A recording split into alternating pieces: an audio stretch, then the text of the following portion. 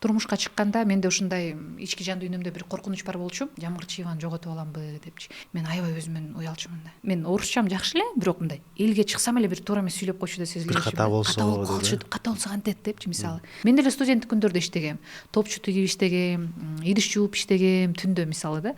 Бирок мен билчүмүн, идиш жууп калып калбайм же топчу тигип швейныйда калып калбайм. Кыргыз Улуттук университетинде 4 жыл бакалавр, 2 жыл магистратурада окудум. Айылдан келдим. Бул жакта үйүбүз жок эле. Туугандарыбыздын үйүндө жашап жүрдүм. Анан ал жактан кысылып кетип, мен жатаканада жашайм дедим, общагада жашадым. Биринчи курстан баштап биринчи жумушуңуз кайсы болду? Биринчи жумушум мен топчу тиккен цехте иштечүмүн. Кайсы жакта эмнени тептиңиз? Кызыл Аскерде көйнөк тикчүбүз. Торс деп монтип жобосун да, шымдын петлясынчы. Монтип петлясын чапчумун. Ар бир петля канча, бир 3 сомбу же 2 сомбу ушундай болчу да. Талашасың, мен монча петля алам, мен монча петля алам, мен монча көйнөк алам депчи.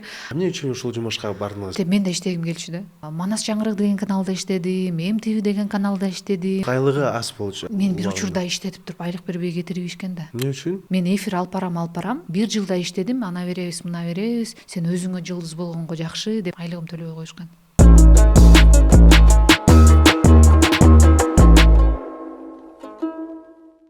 Урматтуу достор, менден чоң сураныч. Биздин каналыбызга катталыңыздар, анан лайк басып, комментарий калтырууну унутпаңыздар. Бул биз үчүн эң чоң жардам. Чоң рахмат. Саламатсыздарбы? Бүгүн коногубузда Айзада Жамгыр Чиева. Айзада, келиңизге чоң рахмат. Саламатсызбы? Кандайсыз? Саламатчылык, чоң рахмат Эрик. Чакырганыңызга чоң рахмат. Баары жакшы. Айзада, баары сизди тааныйт, бирок сиз өзүңүздү кантип позиционировать этесиз?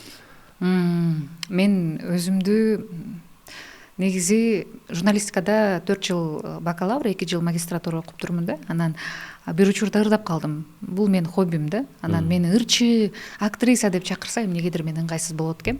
Анан теле алып баруучу, журналист, блогер десе мага ыңгайлуу болот экен. Ыңгайлуу болот, э? Айзада, дагы сон жаңылык, сиз азыр канча ай болуп кетти? 9 ай болуп калды. Ошо 1 жума, 2 жуманын ичинде төрөйм.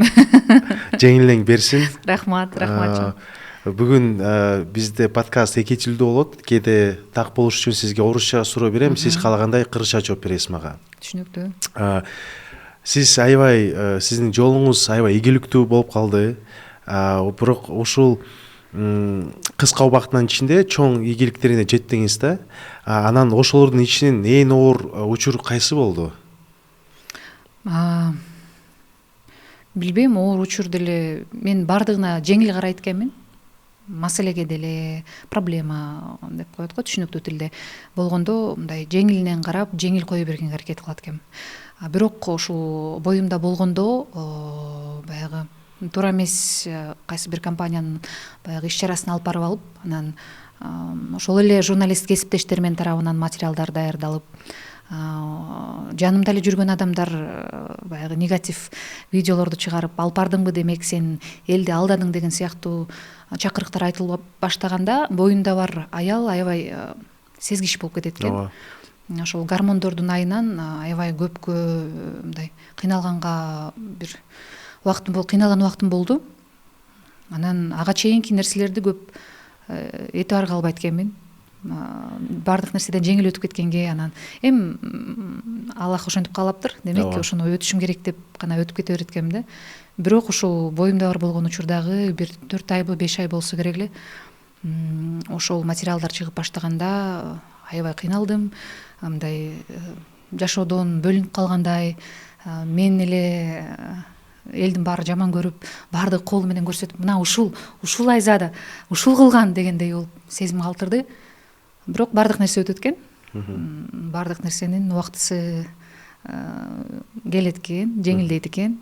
Ошол нерсе соңку учурда мен аябай көп мындай ойлонткон, анан өтүш оор болду да. Бирок бул акыркы болуп калган сыноо. Ооба. Мисалы бала чагыңыз жөнүндө тууралуу болсо, сиздин үй бүлөңүз жөнүндө кандай үй бүлөдө сиз төрөлгөнүз? Үй бүлөм мен айылда төрөлгөм. Таласта, Бакай Ата району Кыз Октябрь деген айылында төрөлгөм.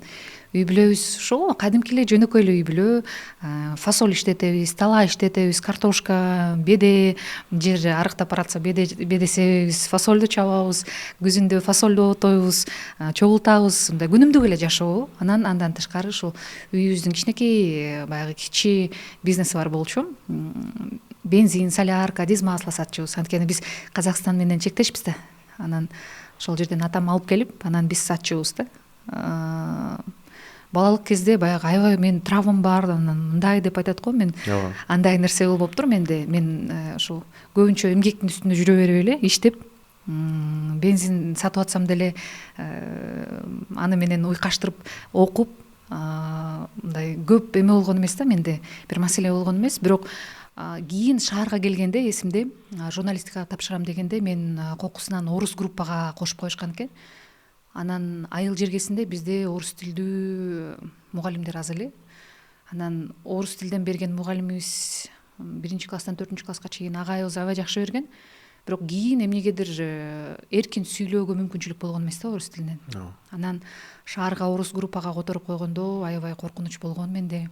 Группалаштарым көпчүлүгү шаардыктар, баардыгы орусча сүйлөшөт. Анан мен баягы тормоз, стоп, тормозите деген сыяктуу остановка, тормоз дегендей болуп, мындай орус тилимден келе ошондой эле. Анан ошондо өзүмдү аябай мындай ущемленно деп коет го, өзүмдү аябай мындай башкача сезгем. Мен шаарда аябай айзада жамгырчыбе болгум келсе, орус тилинде эркин сүйлөй албасам деп. Анан кийин ошол курстар менен, жанымда жакшы адамдардын жардамы менен орус тилин үйрөнүп, орус тилинде сүйлөөгө мүмкүнчүлүк болгон. Ошол учур аябай мен үчүн оор болгон. Орус группага түшүп калып, бирок апам кийин мугалимдериме айтып, мен кызым орусча окуй албайт, кыргыз группага которгула деп. Апа, анан мен уялып атам да, баягы группалаштарым жана антип айтпаңыз, эми орусча сүйлөй албайт деп айтпаңыз. Жок, сен окуй албай айылга кетип каласың, кыргыз группага оку деп, кыргыз группага которуп берип койгон. Болбосо мүмкүн азыр башкача айзада болот беле деп ойлонуп калам да. Анан ошол учурда баягы орус группа менен кыргыз группа экөө чогуу сабак өтчү да. Анан ошондо кыргыз эле кыздар, шаардык эле кыздар: ты что, на русском не умеешь, что ли? Ой деп түшүнтүшчү да. Анан баягы сабактан орусча айтып беришиң керек, кээде акцент, кээде туура эмес айтып аласың. Анан ошондо аябай баам түшүп кетиптир да, эстесем. Мындай деп карасам, мен үчүн чоң маселе болгон экен. Ошол маселени жеңип, анан кийин сахнага чыкканда, мисалы, иш чарадан сурайт да, нам нужен мындай двухязычный ведущий депчи, на кыргызском, на русском десе, мен аябай өзүмөн уялчумун да. Мен орусчам жакшы эле, бирок мындай элге чыксам эле бир туура эмес сүйлөп койчу да сезилчү. Ката болсо, ката болсо кантет депчи, мисалы. Мен эрикти сыйлайм, эрик өзү мындай орус тилдүү, айлана чөйрөлүү адамдардын жарында жүрүп калса да, кыргыз тилинде аракет кыласың, мисалычы. Мен ошол аракетим жок болчу да. Аракеттин артынан сөзсүз жыйынтык келе берет экен. Мен азыр эле баштадым да кыргызча сүйлөгөнгө. Бирок кыргызчаң жакшы мурдагыга салыштырмалуу. Ошондой. Демек, студент кезиңизде орусча сүйлөгөнгө аракет кылдыңыз, бирок буллинг катары эмеспи? Же кандай десем, мисалы, мен дагы 70-чи мектеби бүтүргөм. Ошол жакта мисалы орусча ким жакшы сүйлөсө, ал мындай айылдык деп ошондой эле болчу. Бул туура эмес менимче. Азыр болсо так башка болуш керек. Сен кыргыз тилин билбесең, демек сен мындай бир аз отсталый катары же не в моде, не в тренде деп санайбыз да. Азыр мисалы, азыркы учурда көбүнчө мисалы мен блогту кыргыз тилинде алып барып баштаганмын да. Мисалы кыргыз тилинде өзүм ырларды жазат элем, кыргыз тилинде алып барат элем, кыргыз тилинде сүйлөйт элем. Анан ой, ты чё деп монтип группалаштарым орус группадагылар ушинтип койсо аябай жаман болчумун да. Бирок ошол эле орус группадагы кыздар азыркы учурда кыргыз тилдүү болуп, кыргыз тилинде сүйлөп эле жүрүшөт да. Анан көрсө заман өзгөрүп өткөн. Мүмкүн сен айткандай буллинг болгондур. Буллинг болгондур. Мен айылдан келсем, эки бетим кыпкызыл, анан шаарда өзүм жаңы көрүп атсам, маршруткаларга жаңы түшүп, бир эле маршрутканы билем. Могу автовокзалдан, авторынок барбы, ошол жактан улуттук университетке келе турган бир эле 159 ушундай болсо керек маршрутка түшөм, башка маршрутка түшпөйм, адашып кетчү дейчү, мисалы. мен үчүн өтө эле кыйын болгон, бирок кийин ошол нерселердин баары артта калды. Учурунда аябай ошол нерсени өтпөчүдөй сезилчү да. Сен кандай дейсиң, ошол кыргыз тилди башка мындай жогору деңгээлде коюш үчүн эмне кылышыбыз керек? Мисалы, мен акцентим бар болсо дагы мен кыргызча сүйлөгөнгө аракет кылам. Орус мектебин бүтүрүп, бала чагынан бери кыргызча, орусча сүйлөп, орусча өстүм да. Университетте болсо мен англисче окудум. Жанында көбүнчөсү англисче, орусча сүйлөйт да. Бирок мен өз асында бир максат койдум да, азыр подкасттагы кыргызча чыгарам деп, ошол мыкты сүйлөгөн Айзадын чакырдым да. Бул мындай тил тоскоолдугун жеңип, акырындап сүйлөгөнгө аракет кылып атам. Бирок көп киши мени дагы сындайт да, ката болсо, акцент болсо, катуу сөздөр айтат да, мага чоо Эрик, сен кыргызча билбейсиң, сен киргиз деп айтат да. Мен ошого даярмын. Мен өмүр баяным билбейт. Эмне үчүн орусча сүйлөгөнүн себеби ал дагы түшүнбөйт. Бирок кандай дейсиң, ошол мамилеси кандай өзгөртүш керек? Биринчиден, сенин деңгээлиңдеги же сенден бийик деңгээлдеги адам эч качан сени басынтпайт. Сен сүйлөп жаткан тилиңде дагы, сен кийип жүргөн кийимиңде дагы эч качан басынтпайт. Мен ошону билем. Сенден ылдый болгон адамдар гана сени басынткысы келет. Мен сыймыктанам ушинтип кыргыз тилинде сүйлөгүсү келген досторумду, жаштарды көрүпчү. Мисалы, кыргыз тилинде бир гана сүйлөш керек, жазыш керек, блог алып барыш керек. Мисалы, ошондо анан көбүнчө бул коомдо жүргөн адамдар кыргыз тилинде сүйлөш керекпи деп ойлойм да. Анткени азыр өткөндө бир Эркин Рыскулбеков, Жанар Акаев болуп биргеликте китеп окуу кечеси болуп калды. Ошол жакта жүргөндө кичинекей жаңы корунуштун балдарын алып келген экен да. Биз китеп окуп бердик экология боюнчачы. Анан балдардан сурадык да, келечекте ким болгуңар келет деп. Ошентсе бир 80% балдар блогер болгусу келет деди да, тиктокер болгусу келет дейт. Демек азыркы балдардын баягы фокусу деп коет го, көңүл буруусу кайда? Бул Инстаграм, социалдык тармактар, бул тикток экен. Демек ошол жакта жүргөн блогерлер дагы өзүн баягы кыргызча сүйлөгөндү тренд кылса болот. Баягы азыркы учурда мамлекетибизде да жакшы кыргыз тилинде баягы мамлекеттик иш кагаздар жүрүп атат, баардык ишканалар кыргыз тилинде болуп атат. Бул дагы жакшы кадамдар да. Анан сизге окшогон кыргыз тилинен баягы кичине болсо дагы аксап турган инсандарга биз тескерисинче үйрөтүп, сураса жооп берип, ушундай сылык мамиле жасашыбыз керек да. Сындагандан эч качан сиз жакшы болуп кетпейсиз, мендей болуп, орус тилиндегидей болуп. Катуу сындабагыла бизди. Өзүңүздүн бааңыз түшүп кетет да. Азыр жакшы сөз бар го, самооценка депчи. Ошо баабыз түшүп кетет. Ошон үчүн бааңызды көтөрбөй, сындабай, тескерисинче сизге дем күч берип, мотивация берип, шыктандырып, Эрик азаматсың деп туруш керек да. Эрик мисалы кыргыз тилинде мыкты эме укмуш сүйлөбөсө дагы Эриктин мына сонун караңыздарчы. Менин үстүмдөгү образым бул Куурчак деген брендтики. Эрик ушул кол өнөрчүлүктү өзгөчө бир жаңы заманбап тилде мындай алып барып жүрөт. Ошон үчүн сен кээде тилиң менен эмес, ишиң менен көрсөтүп атасың да, кыргызды сүйөрүңдү, кыргыз тилиңди сүйөрүңдү. Андыктан эч качан мындай ойлонбо, мен кыргыз тилим мындай. Буюрса эмки подкастта сен көбүрөөк сүйлөп каласың мага караганда. Рахмат. Негизи таластыктар өзүңүздү мактанат, бирок сиз мени да мактанат айттыңыз го. Биз мактаганды дагы, анан мактанганды да билебиз деп коебуз.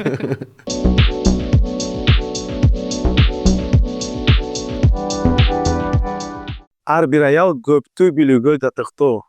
Жашоо керемет бул кыргызча жана орусча кыска, пайдалуу видеолордун сериясы. Бул проектте ар кандай тармактарда ийгиликке жетишкен аялдар катышты. Бул курста биз ден соолук, өзүнө ишенүү, финансы жана ички күч жөнүндө сүйлөшөбүз. Бул курс ар бир аялга керек, жашына же жашаган жерине карабастан. Сайтыбызга өтүп, арыз формасын толтуруңуз же Инстаграмга жазылыңыз. Жашоо чын эле керемет. Баары сиздин колуңузда.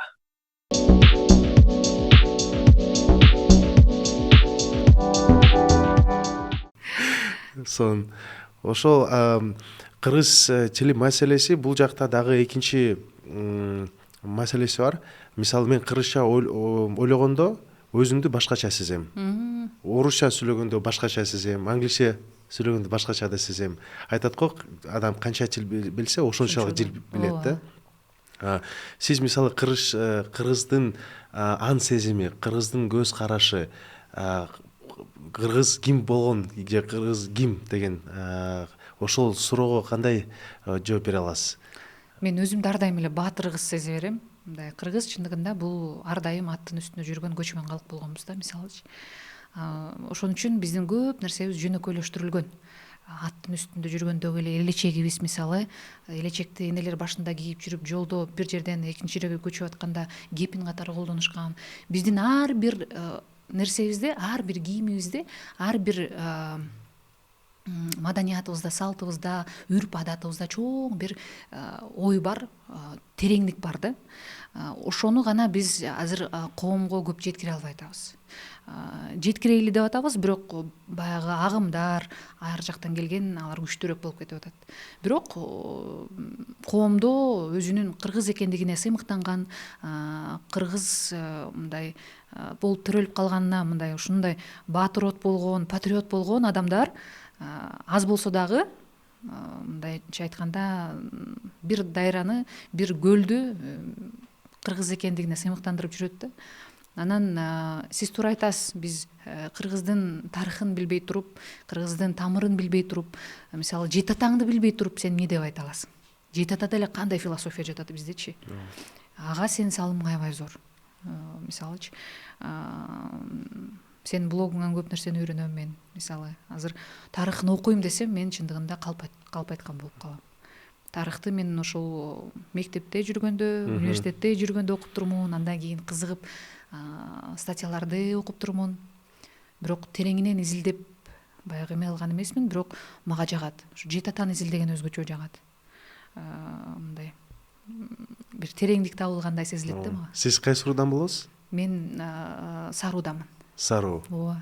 Таластын көбүнчөсү Саруудан, Саруу, же Солто эмеси? Саруу, Оготур ичинен. Сонун. Дагы бир суроо бар. Сиз элечек жөнүндө айтып бердиңиз азыр. Умра болгондо сиз элечек кийинип бардыңыз. Ошол сүрөттөрдү көрүп аябай сыймыктанам да. Кандай сонун улуттук кийим, кандай сонун көрүнөт. Чет өлкөдө мына бүт өлкөлөр болгондо өзгөчө көрүнөт да. Сиз өзүңүздү ошол элечек кийинип Меккага чейин барып, өзүңүздү кантип сездиңиз? Эмнени байкадыңыз? Эрик, билесизби, мен ошол сапарды пландаштырган эмесмин. Бул сапар кокусунан пайда болуп, мага сыноо катары берилип калганбы деп ойлойм да кийинчи. Анткени коомдо бешмал намаз окуп, жолугуу ордунда ушул тармакта жүргөн айымдар аябай көп. Бирок эмнегедир сунуш мага келиптир. Айтты: Айзада, биз ушундай чоң кыргыздын улуттук кийими менен Меккеге барып келели деп атабыз.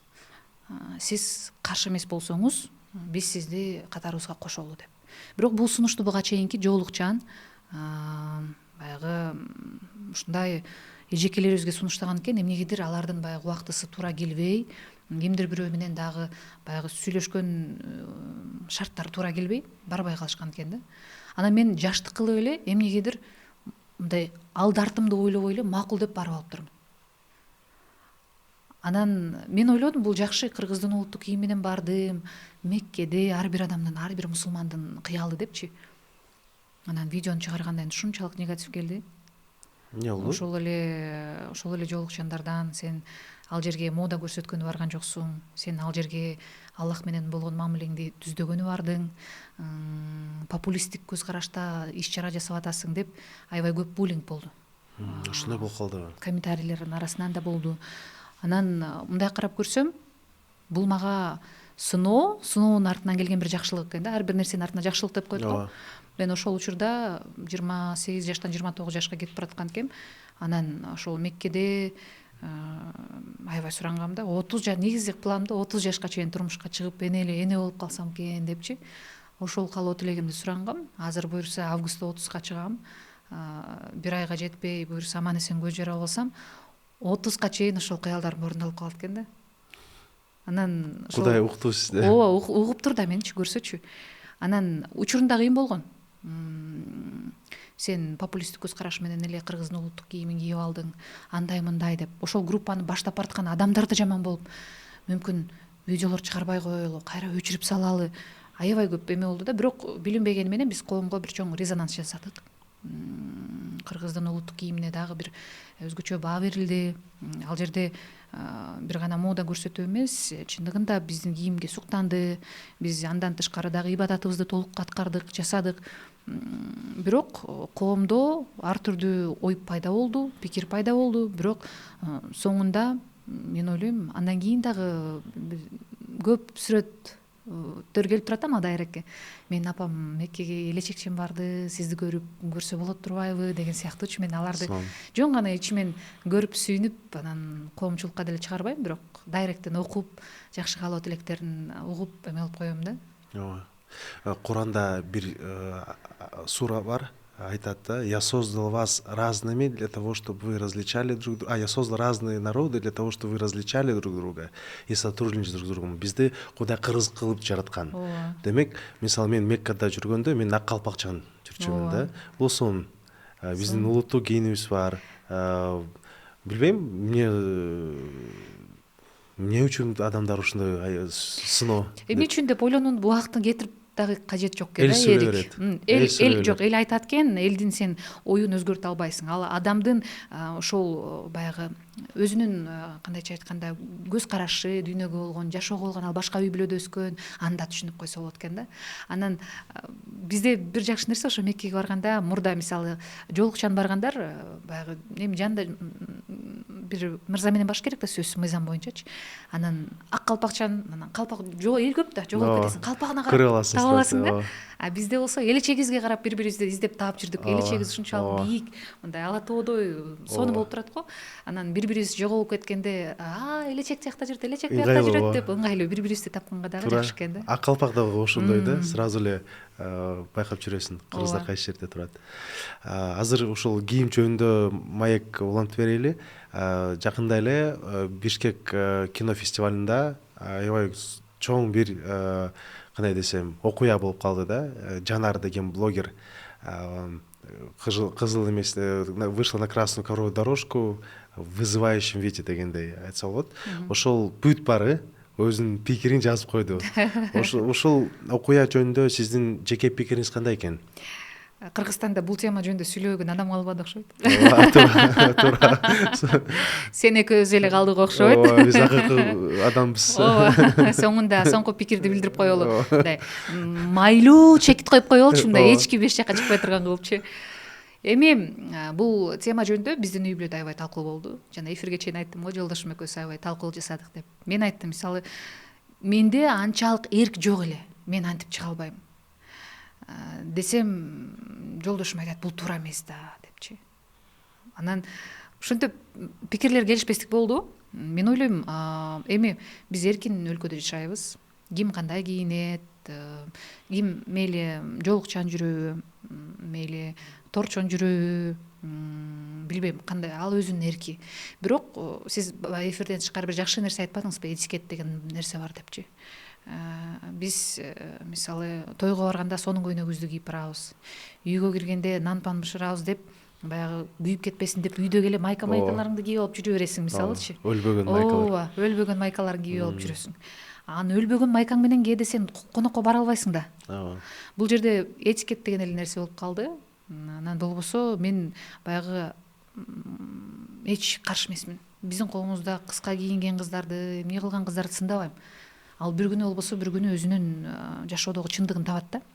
Мен ошондой оюма келди, ойлонуп мындай анализ жасап отурсам, Казакстанда казак блогерлердин арасында Байзакова деген бар, мисалы. Учурунда кандай резонанс жараткан, ичет эле, чегет эле, ачык кийинет эле, коом ушунчалык аны чектеп, сен казактын бир эң жаман кызысың деп түшүнүшкөн. Кумар жарнамасын жасап. Ооба, элестетиңиз. Ичимдиктерди жарнама кылат эле, клубтарга келет эле. Бир күнү бир сүйүүгө жолукту. Мен азыр суктанып карайм да блогунчу. Жолдош экөөнүн гармониясын, үй бүлөсүн, эки баласын тарбиялап атканын, ошол сүйүү эле жетишпей турабы деп ойлойм кээдечи. Адам баласы баягы көп көрсөтүп, көп көрүнгүсү келип, коомго чыккысы келген дагы бул сүйүү жетишпегендиктен болот экен да. Мүмкүн психологиялык жактан сүйүү жетишпейт же көңүл жетишпей калган, бул ата энесинен болушу мүмкүн жакындарынан болушу мүмкүн. Айзада, сиз дагы турмушка чыккандан кийин сиздин жашооңуз канча градуска өзгөрдү? Жан дүйнө мүмкүн өзгөрдү, бирок Айзаданын кесиптик, жумуштук жактан эч чектөө болгон жок. Мен ошого ыраазымын жолдошума. Сен мындай кылба, тигиндей кылба деп тескерисинче кеңеш берет. Турмушка чыкканда менде ушундай ички жан дүйнөмдө бир коркунуч бар болчу. Жамгырчиеваны жоготуп аламбы депчи. Менде эки Айзада бар да. Бир Айзада жөнөкөй үйдөгү, экинчи Айзада Жамгырчиева. Айзада Жамгырчиевасы мен жашай албайм. Анан ушуну жоготуп алсам кантем, үйдө келин болуп отуруп төрөп калсам, анан кантип калам деп аябай ичимде коркунучтар көп болчу да менде. Анан кийин жолдошумду жолуктургандан кийин мен түшүндүм анын колдоосун. Анан эң башкысы эркекке туура убактысында жеткире билиш керек экен да. Башында эле мен мындаймын, мен ушундаймын эмес, баары убакыты менен, саат менен бир күнү көрүп турса, коомго жакшы иш кылып турса, сөзсүз ага мындай колдоосун берет экен да. Анан жашоом өзгөрдү, жакшы жагына эле өзгөрдү. Мен өзүмдү айым катары сезип калдым. Анан аял заты ушундай экенбиз да. Ар бир кыз күйөөгө чыкмайынча, эне болмоюнча ичиндеги жаратылыш берген сезим аны козгой берет экен да. Сен турмушка чыгышың керек, сен балалуу болушуң керек, сен эне болушуң керек. Анткени биздин миссиябыз ошол экен да. А сен миссияңды аткаргандан кийин деп бир жумушту аткаргандай, бир маселеден айрылгандай, үстүңдө таш түшкөндөй жеңилдеп калат экенсиң да. Мен ошондой бир жеңилдөө болду. Ага чейин менде да кичине феминисттик көз караштар бар эле, мисалы. Жок, мен өзүм жасайм, мен өзүм кылам деген сыяктуу. Жакшы экен. Жаныңда бирөө болсо, көмөктөшсө. Сон Айзада, сиз азыр келинчек, алып баруучу блогер, ошонун баарын сиз баарына кантип жетишесиз? Мен жетишүүм эмнегедир аябай билсеңиз керек, өтө пунктуалдуу адаммын. Ооба, аябай. Эч качан кеч келген жоксуз. Бирөөнүн убактысын урдаган жаман көрөм, анан менин убактымды урдагандарды жаман көрөм. Анан алдын ала пландаштырам. Бир жуманы пландаштырам, бир айды пландаштырам, бир күндү пландаштырам, мисалы. Тайм-менеджмент менен иштейм. Андан тышкары мурда мисалы менин кызыкчылыктарым биринчи ордунда болсо, азыр үй бүлөнүн кызыкчылыктары биринчи ордунда турат. Мисалы сиз мени подкастка чакырдыңыз, бирок бул күнү менин үй бүлөмдө кандайдыр бир майрам же болбосо бир жакка бара турган болсом, мен биринчи ошол майрамга тайм-менеджмент менен биринчи ошону коем. Анан сизге сунуштайм, эрик могу күнкүгө саат мончага болобу деген сыяктуу болуп, анан кийин бир пикирге келе алам да. Болот экен, жетишсе болот, кылса болот. Азыркы заманда эми мындай да, мурда илгерки заманда эмеспиз да, таш заманында эмеспиз да. Мисалычы, тамак эме кылыш үчүн барып өлтүрүп келип, анын бияктан союп, анан этин алып, анан ичегисин тазалап деген нерселер мисал кылып айтып атам да. Андай эмес, баары даяр. Баардыгын убактысында эле. Кичине эми боюңдар болгондо мурдага караганда энергияң азыраак болуп калат экен. Өзгөчө 9-айга жакындаганда. Ага чейин сезген жокмун. Мисалы алып барып эле иштеп эле жүрдүм. Бирок азыр кадимкидей күн ысык болгонгобу мындай энергиям аз. 7-8 саатка аябай сонуу болуп жетем, анан кийин зарядкасы жок э? Зарядка отуруп калат да, үйгө барып укташ керек болуп калат. Тайм-менеджмент деген тайм-менеджмент. Ушул теманы улантып берели. Мисалы, бизди дагы жаштар көрөт. Элестетсеңиз, айылда бир 16 жаштагы кыз мен дагы Айзададай болоюн деп кыялданган кызга кайсы кеңеш бере алабыз? Мисалы, биринчи бул тайм-менеджмент. Андан кийин кандай пикир сиз бере аласыз ошол жаштарга? Ийгиликтүү болуш үчүн, баарына жетиш үчүн. Баарына жетишүү эмес, эң негизгиси жүрөгүңүз каалаган нерсени жасаш керек да. Ошондо сиз чарчабайсыз. Мисалы, мен подкастка келип сиз менен сүйлөшүп баарлашып отургандан чарчабайм. Программа алып баргандан чарчабайм. Бир иш-чара алып баргандан чарчабайм. Мен андан рахат алам, шыктанам, жаңы нерсе, идеялар келет. Мен тескерисинче кылбай калсам, жасабай калсам, үйдө отуруп эшикке чыкпай калсам же спортко барбай калсам, мен өзүмдү жаман сезем. Сен ошондой гана нерселериңди билишиң керек, анан өзүңдү жоготпошуң керек. Кимдир бирөөгө мындай куюлушуп, мындай баш отуң менен кирип кетүү да мүмкүн эмес. Мисалы эме деп коет го, динде да айтылат го, мисалы кимди сүйсөң мен ошону менен сынайм депчи. Акчаны сүйсөң акча менен сынайм. Жолдошуңду менден катуураак сүйүп кетсең жолдошуң менен сынайм. Ата энең менен сынайм деген сыяктуучу баардык нерсенин чеги менен сүйө билип, бирок ошого жеткиликтүү мамиле кура билишибиз керек да. А жаштарга бир эле нерсе окуу. Эрик мен өлү эме капаланам да мен өзүмөчү. Мисалы англис тилим эми курсагым ачка калбайт Америкага барганда. Бирок мен ушунчалык англисче эркин сүйлөгүм келет мисалычы. Бирок азыр үйрөнгөнгө мен мүмкүнчүлүгүм бардыр, бирок кичине жалкоолук кылам, практика кыла албайм деген сыяктуу. Жаштарга айтат элем, окуу бул баягы Лейлин айткан деп айтылган эмес го. Курандын эң биринчи нерсесинде барагында жазылган окуу депчи. Окууда билим алып алсын. Окуучулук күндө окусун, студенттик күндө студент болсун. Анан кийин иштей берет, анан жетише берет, анан иштегенге акча тапканга убакыт келет да. Эгерде сизде ошондой учур болсо, акча таап иштеш керек болсо, мен деле студенттик күндөрдө иштегем. Топчу тигип иштегем, идиш жууп иштегем түндө мисалы да. Бирок мен билчүмүн, идиш жууп калып калбайм, же топчу тигип швейныйда калып калбайм. Мен алып баруучу болом, мен максатым бийик эле. Бирок бул жөн эле ошого баруучу жолдор деп элестетчүмүн да. Ооба. Сиз азыр аябай маанилүү бир нерсе айттыңыз да. Мисалы азыр жаштар бүт баарын сразу эле алгысы келет да. Бүт баарын бир күндө болсун депчи. Сиз болсо, мисалы сиз айтып бердиңиз да, студент кезиңизде идиш аяктырып жуудуңуз. Дагы ошол кыска нускага айтып бересизби, кандай кыйынчылыктар сиз жашооңузда, максатыңызда жеткенде эмне дагы көрдүңүз? Бул дагы аябай маанилүү жаштарга бул кыйын да негизи. Мен өзүмдү аябай мындай кандай десем, ушинтип жазышат да, мен кызым сендей болсун, же болбосо сиздей болгум келет десе, мен уяла берем да, мен өзүмдү кыйратып бир иш жасаган адамдардай сезбейм өзүмдүчү. Мындай мен өзүмдүн жумушумду жасап жүргөндөй эле сезе берем. Журналистикага ошол Кыргыз Улуттук университетинде 4 жыл бакалавр, 2 жыл магистратурада окудум. Айылдан келдим, бул жакта үйүбүз жок эле, туугандарыбыздын үйүндө жашап жүрдүм. Анан ал жактан кысылып кетип, мен жатаканада жашайм дедим, общагада жашадым. Национальныйдеби? Баягы Белинкадабы? 7-чи жатакана, Кайсы Калга, Киев көчөлөрүндө. Билем, сол жакта. Ошол жерде кандай абалда болчу ошол убакта? 4 жылдай жашадым окшойт. Бир 15 квадрат жерде, чарчы жерде 4 кыз жашачубуз да, элестетиңиз. 2 кабаттуу эмеби? Ооба, бизде бир эле кабат болчу анда. Ошол жерге тамак жасачубуз, дааратканабыз бир эле, душубуз бир эле. Тамак жасап койсок, тамактын жыты чыгып, бет маңдайыбызда балдарыбыз келчи, тамактарыбызды жеп кетчи деген сыяктуу мындай. Баягы студенттик күндөрдүн, чыныгы студенттик күндөрдүн бир уч даамын сезип калдым да.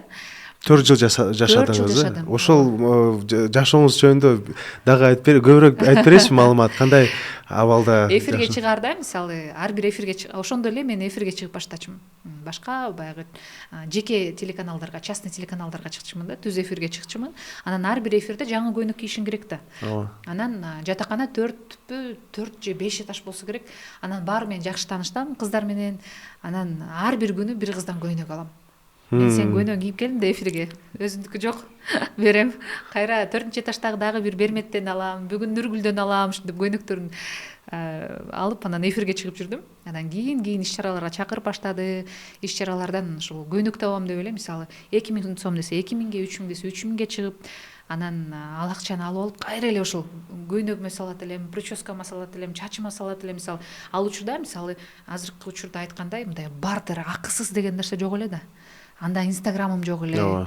Анан тапкан акчамды эле кайра өзүмө сала берчүмүн да. Анан айылдан да акча келчү албетте. Ата энем жакшы эле жашачы. Эми аларга баягы жума сайын көйнөк алам десем туура болбой калат го. Студентсиң болбосочу өзүң. А эфирим кечинде. Мисалы 9да кечки Бишкек деген программа дагы көп. Кайсы каналда? Манас жаңырык деген каналда иштедим, МТV деген каналда иштедим. Бирок айлыгыңыз аз болчу, Ошол мен бир учурда иштетип туруп айлык бербей кетирип ишкен да. Эмне үчүн? Мен эфир алып барам. 1 жылда иштедим, ана беребиз, мына беребиз. Башында сен жаңы чыгып атасың, иштеп тур, сен өзүңө жылдыз болгонго жакшы деп, эфирге кызыгып иштеп жүрдүм. Анан кийин 1 жыл боло баштаганда айына жок дегенде көйнөгүмө, макияжыма бербейсиң десем, ошонун айынан урушуп анан эфирден кетип калгам. Айлыгым төлөбөй коюшкан. бир жыл. 1 жылдан ашык иштедим ошо түз эфирде. Кайсы канал? Ушул Манас жаңырыгында иштеген болсом керек. Азыр могу канал жок болду окшойт, Жок, бар болсо керек. Ал жеке проект, жеке долбоор болчу да. Жеке долбоор болчу, анан ошонун айынан Кандай сездиңиз өзүңүздү ошол окуя болгондон кийин? жаман болуп жүрдүм мен. Бирок ошол окуядан бир жакшы нерсе чыккан да мага.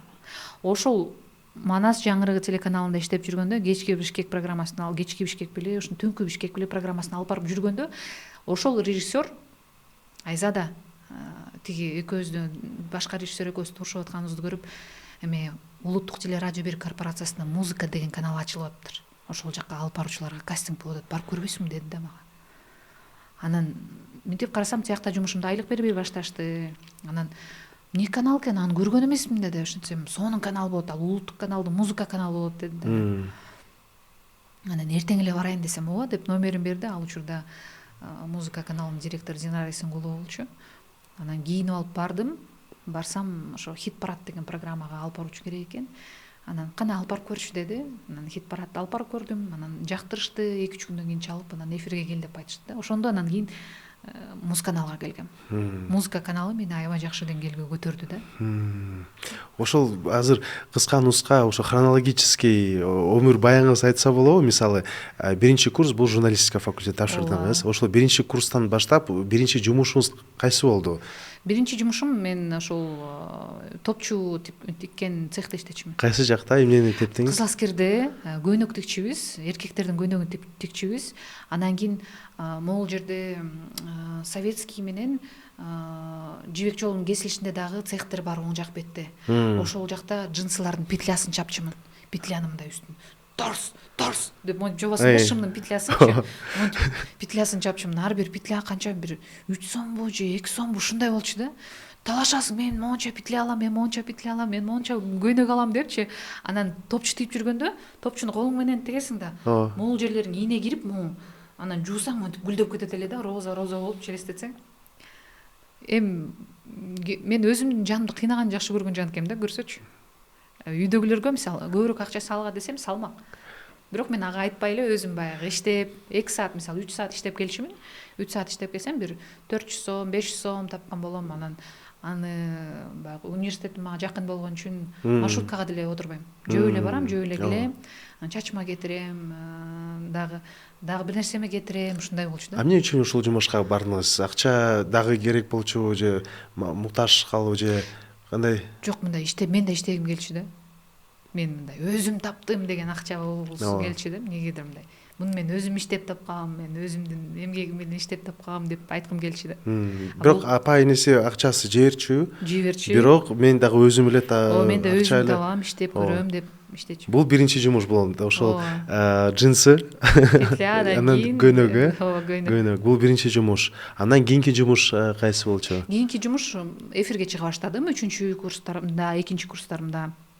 Анан кечинде бош болуп калчумун. Анан эми кыздар студенттер мисалы клубка же башка жака барышса, мен биринде барсам, биринде барбай, кечкиге жумуш издеп баштадым. Анан жатаканада жашайм мисалы. Анан азыр ал кафе жок болсо керек, Сере деген Гоголя менен Чүйдүн кесилишинде Сере деген кафе бар эле. Эсиңиздеби? Эсиңизде жок болду. Ошол жакка идиш жуучу кыз керек деп калды. Анан барсам алышты мени. Анан карасам мындай идиш жууп коюп эле отуруп берет экенсиң да. Анан пол жууган адамы жок болуп калды. Анан айттым, мен полда жуайын, анан идиш да жууп жетишем десем, точно жетишесиңби деди. Анан жетишем дедим. Идиш жууп коем. Анан башка идиштер чогулганга чейин бир сыйра бар полдорду жууп келем. Кайра идиш жуам, ушинтип түнкү сменада иштечүмүн да. Бир ал жакта жарым жылга жакындай иштедим окшойт. Жарым жыл, Ооба. Сон. Урматтуу достор, менден чоң сураныч. Биздин каналыбызга катталыңыздар, анан лайк басып, комментарий калтырууну унутпаңыздар. Бул биз үчүн эң чоң жардам. Чоң рахмат. Ошол тапкан акчаңыз менен эмнени алып койдуңуз? Эми ал көп нерсе алдым дебейм, бирок ошол тапкан акчаларым баары эфирдеги жанагы кийимдериме кетти. Биринчи кийимдериме кетти. Анан сөйкөлөрүмө, аксессуарларыма, ушундай өзүмдү жасантып эфирге чыгарыш үчүн керек болчу. Анан кийин эле музыка каналында иштеп баштаганда алар өздөрү баягы жарнама менен таап бере башташты да. Айка барганга чейин ошол өзүм тапканга муктаж болчумун. Ошол жатаканадан кайсы моментте көчтүңүз? Жатаканадан ушу тамашоого да чыгып баштадым мен. КВНде айымдардын командасына кыргыз тилдүү тамаша ойноп баштадым. Эрмек Нурбаев агабызга да терең ыраазычылык билдирем. Анан ошол жакта ойноп баштаганда кичине эл таанып баштады. Баягы тамаша болчу да. Анан эфирге чыгып баштаганда таанып башташты. Анан жатаканадан да таанып башташты. Анан кээде ошол студент балдар келип комнатамды билип алып тыкылдатып баштаганда мага ыңгайсыз болуп баштады. Өзүмдү кичине болсо да жылдыз сезип баштадым да. Анан үйдөгүлөргө айттым, ушундай болуп атат десем, анан биз ошо күчүбүз жеткенче анда бир батир алып берели деп үйдөгүлөр ошо биринчи мындай батир алып беришкен. Анан кийин 4 жылдан кийин жатаканадан чыгып кеттим да. Ошол жатаканда болгондо эсиңизде кайсы дагы окуялар калды? Эң мындай. Ой, жатаканада биз деген кыздар төртөөбүз чачыбызды жасап алып кыйын болуп кечинде анда Арома пицца деген бар эле го. Ошого барчубуз. Орус драмы театрынын жанындабы? Арома пиццага барабыз деп түндө 12ден кечиксең киргизбейт да жатаканага. Анан эже менен сүйлөшүп алып конфет көтөрүп келебиз, шоколад көтөрүп келебиз, акча кыстырабыз ушинтип. Окумуш күндөр өткөн, студенттик күндөр. Кадимкидей студенттик күндөр болчу да.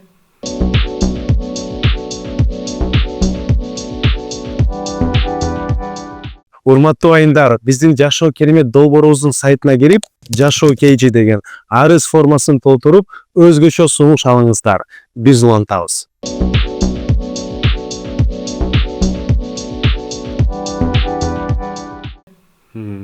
Сонун. Демек, ошол тамашоо болгондон кийин биринчи мындай сиз мындай жылдыз катары же белгилүү болуп калдыңыз тамашоо катышкандан кийин. Биле башташты да ошол. Негизи кыздар аз болчу, кыздардын командасы. Анан ошо биз кыргыз тилинде ошо эменде тамашоодо алгачкылардан болуп, Нур командасы, анан кийин Айым Стайл командасы болуп чыгып баштаганда биздин дагы өзүбүздүн мындай күйөрмандарыбыз пайда боло баштаган да. Сиз канча жыл ойдуңуз беле? Мен тамашоодо бир 3 жылга жакын ойнодум окшойт. Алгач ошол тамаша ойнодум, анан скетч шоудо ойнодум, анан киного өтүп баштадым, ушинтип. Айзада, вот азыр бул жашоодо сиз мындай өз ордуңузду табуу үчүн эмне курмандыкка бердиңиз, бардыңыз да? Жеке жашоо же достор же эс алуу, бир нерсе артта калдыңбы? Эс алууга дейм. Мисалы, мен студенттик күндөрдө биздин группадагылар аябай эс алганды жакшы көрүшчү. Мисалы, бир жерге чогулуп барып отуруп, студенттик күндөрдү өткөрүшүп, мен ошол учурларда КТРде, мисалы, улуттук каналга барып практика өтөчүмүн. Эфирдин артында программалар жасалса, жардамдашчумун, кофе алып барчумун, чай алып келчүмүн, алып кел, барып кел деген сыяктуу кызматтарды аткарчумун. Тамашаого бир сахнага чыгыш үчүн артында 1 ай 2 ай даярданчубуз. Мисалы да, өзүбүз тамаша жаза албайт элек, балдардан суранып тамаша жаздырып, аны аткарып, кайра редакторлоого кирип, ушундай майда чүйдө иштер көп болчу да камеранын артындачы. Ошол нерселер эле болбосо, көп өзү чындыгында мен эгоистмин да. Мен өзүм жасайм деген нерсеме жасайм, анан ошол эң негизгиси эс алуудан эле баш тарттым окшойт. Клубтардан, мисалы, жакшы бир эс алуудан деген сыяктуу. Сонун. Демек, ошол убактынан мисалы тамашоо болгондон кийин переворот не дейм, уже мен орус тилим дагы азыр туура эмес болуп кетти го. Переломный момент деп айтат го орустар. Ошол переломный момент кайсы момент болгон сиздин карьераңызда? Бул ошол музыка каналында эле Канат Култаев агабыздын телевиденияга келиши менен мен ошол хит-парадда аябай көп жыл алып барып коюп турум да. Анан директор болуп келди, анан ошол айтты, сен бул программадан өстүң, жаңы программа алып бар депчи. Ал программаны таштап кетиш мен үчүн ушунчалык кыйын болгон. Мени эфирден алып салды дегендей ой пайда болуп, бирок ошондон кийин анан мен өзүм автордук программаларымды алып чыгып баштагам. Кош келиңиздер деген долбоор чыккан. Андан кийин Салам Айзада, мисалы, азыркы учурга чейин чыгат. Көп нерселерге трамплин болгон да ошо. Бул кайсы жылда болду? Бул 2000 кандай экен келген бир 5 жыл ары болуп калды да, 2020-жылдары болсо керек. Анан чоң концерттик программаларга чыга баштадым. Жеке алып баруучу катары мындай мен менен да эсептеше башташты. Мамлекеттик иш-чараларга чакырыла баштадым. Анан ошентип мындай өсүү пайда болду да. Көрсө бир нерсени карманып тура бербей, кое берип, сен деңгээлиң, сенин иштеп койгон убактың жетти, демек дагы бир жаңы нерсе иштеш керек деген сыяктуу көп долбоорлорду анан иштедик. Ошол моменттен баштап перелом момент болуп калды, э? Ошо блогерлик жумуштарыңыз качан пайда болду? Блогерликке ишенесиң, мен блогерди мени эфирге чакырып, Айзада Жамгырчиева блогер десе, мен кабыл ала албачумун да. Мен блогер эмесмин, мен алып баруучумун, мен диктормун, мен теле алып баруучумун деп. Журналистмин деп. Мен журналистмин деп жанагы бүткөн дипломумду мынтип бетине такап көрсөткүм келчү да. Көрсө, мынтип карап көрсөм, ошол эле журналистиканы блогерлик аркылуу көп нерсе жасап койсо болот экен да. Анан кабыл алганыма 1 жылга жеткен жок, ишенесизби Эрик? Ошондон баштап мен контентим иштеп баштадым. Мурда мен маанайыма жараша контент болот элем. Мисалы бүгүн маанайым жок, мен контент кылбайм.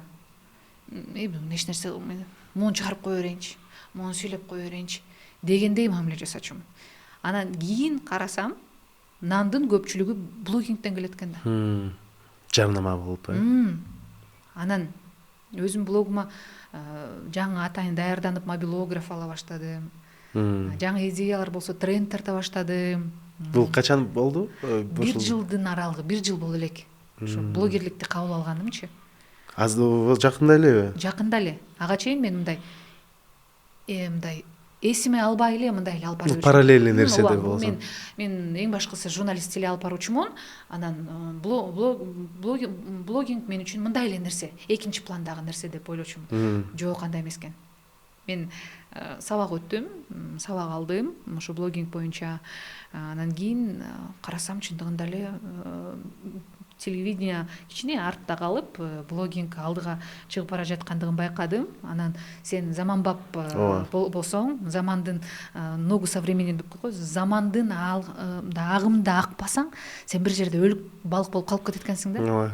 Анан өлүк балык болуп калып кетпейин деп, анан 1 жыл болду блогинг менен өзүмдүн блогумду алып барып атам. Бир темаларды алып чыгып, талкуулап, активдүү болуп, мындай аудиториямды мындай курсагын ачка кылбай, жаңы видео тартып, жаңы контенттерди жазганга аракет кылып атам. Алып баруучу же блогер болуу кыйын? Блогер болуу кыйын мен үчүн. Мындай мен TikTok тарта албайм азыркы учурда. Мисалы мен мобилографым айтат, Айзатчы ушул TikTok чыгып турбайбы, мындай бийлеген, мындай дейт да. Мен такыр өзүм бийлегенди элестете албайм Эрик. Ошол нерсени мен 100 эсе жөнөкөйлөтүп, мен блогумдан байкасаңыз мындай эле переход деп коет го, өтүп кеткен жер. Мындай же жаптым, ачтым, ушундай оңой переходдордо. Анан азыркы блогерлердей болуп, монтей калба, шак-шук, дараң. Спецэффект бар. Жок, такыр жок да, болушунча жөнөкөйлөтүлгөн. Блогинг мен үчүн кыйын. Сиздин аудиториясы азыр саны канча экен? 2.500.000. 2.500.000. Ошол 2.500.000ге аудиторияңыз жетиш үчүн канча убакыт кетти? 2012-жылы аягында, 2013-жылы ачылган да. Нөлдөн баштап. Демек ушул кадамдан кадам акырындап ушул Кыргызстандын эң билүү блогердин бири сиз болосуз. 12-13 жыл болуп калат экен. 13 жыл, Ошол азыр эң кыйын блогерлер Кыргызстанда канча акча табат? Билбейм, бирок жакшы эле акча табышат. Мисалы,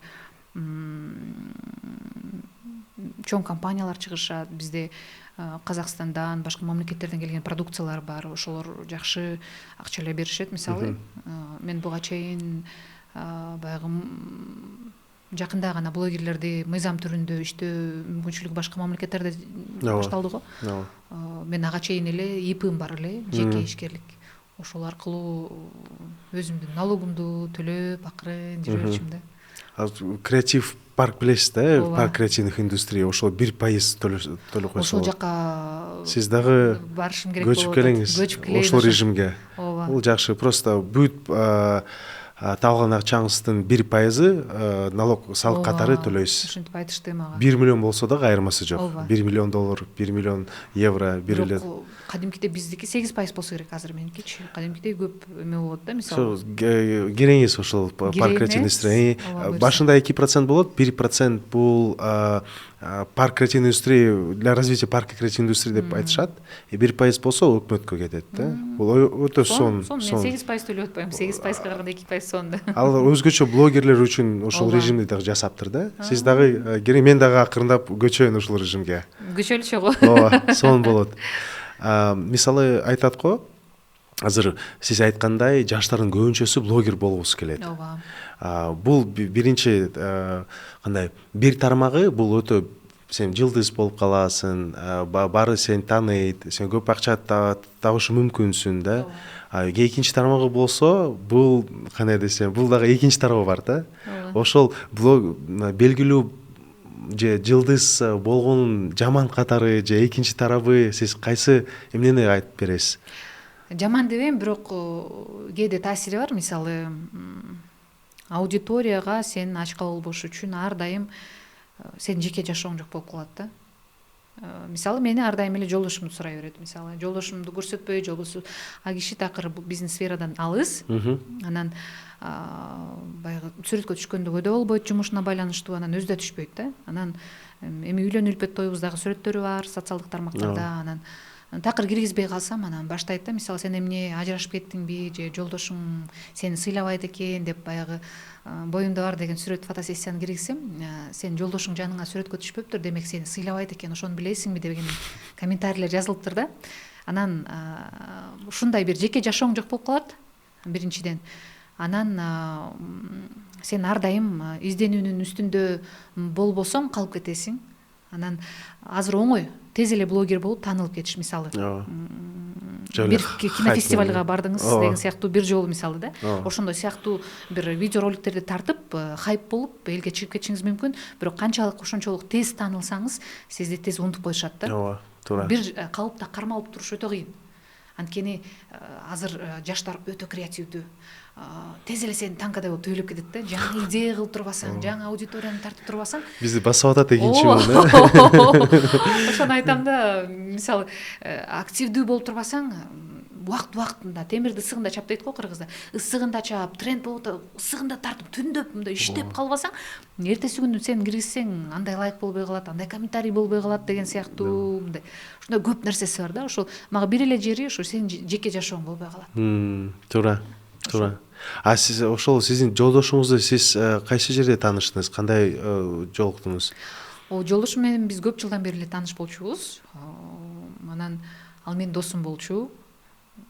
Студент кезинен бери же? Жок, иштеп аткан учурунан бери ал менин досум болчу. Анан баягы кээде пайда болуп калчу, баягы маселелер болуп калганда ар дайым айт деп, мисалы ушундай. Анан көрсө баягы айтат го, жаратылышыңды, жаныңды жакында карап көрсөң, өзүң жаныңда эле жүрөт ошол адам депчи. Жакшылап карап аптырмын да, анан кийин жакшылап мынтип дүрбү салып, мынтип карап көрсөм жанымда эле экен. Башында дос болчубуз. Тек дос, башында дос болчу, андан кийин азыр жолдош. Аз жолдош болуп калды, э. Сон. Мисалы, азыр аял зат жөнүндө бир сөз айтып берели, Кыргызстандын аял заты жөнүндө. Эки маселеси бар да. Биринчи маселе болсо бул зомбулук. Ооба. Сиз билесиз, ар бир сайын жаман окуя чыгат. Бул жыл сайын, ай сайын болгон окуялар. Сиздин пикириңиз боюнча бул маселени чечиш үчүн эмне кылышыбыз керек? Биринчиден, бул кээде адамдар айтат, бул аялдын күнөөсү бар. Эмне үчүн ал ажырашпайт, эмне үчүн кетпейт?